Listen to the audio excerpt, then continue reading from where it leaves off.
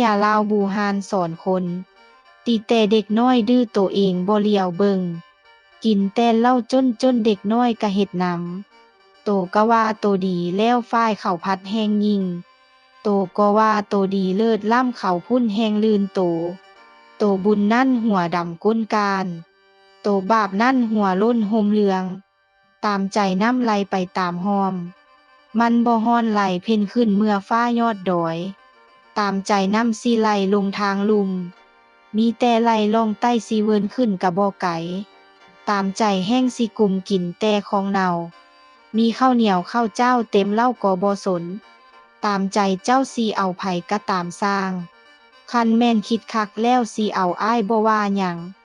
ตกกระเทินได้กำคอแค่บ่หวังวางให้ห่างฟาด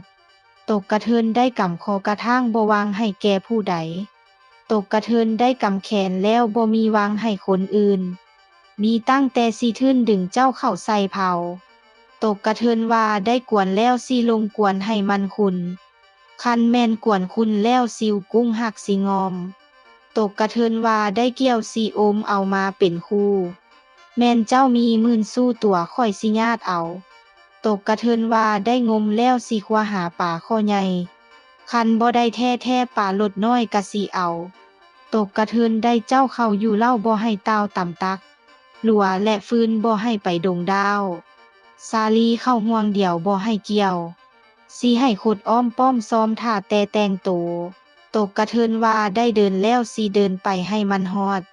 คันแม่นไปฮอดแล้วแนวสิได้หักสิเห็นตกกระเทินได้ไปทางหน้าหากินปลาหนองใหม่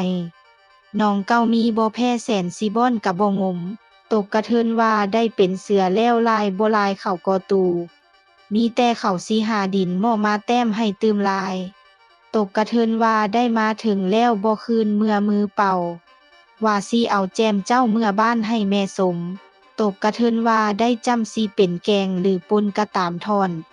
มีตั้งแต่สิคุยหมดท่วนจังสิเศร้าตกกระเทินได้ปั๊มสิน้ำฮอนหมดทุกงาใดออกนอกหัวสิน้ำม่วนเข้าใส่สวนตกกระเทินว่าได้ปั๊มบ่เป็นสวนให้เป็นไห้คันบ่ได้ปลูกเขายังสิได้ปลูกมันตกกระเทินได้ลงทุนค่าเสียดายทุนบ่ฮอนแมนค่าควายเสียดายมากเผ็ดน้อยสิไปก้อยใส่อีหยัง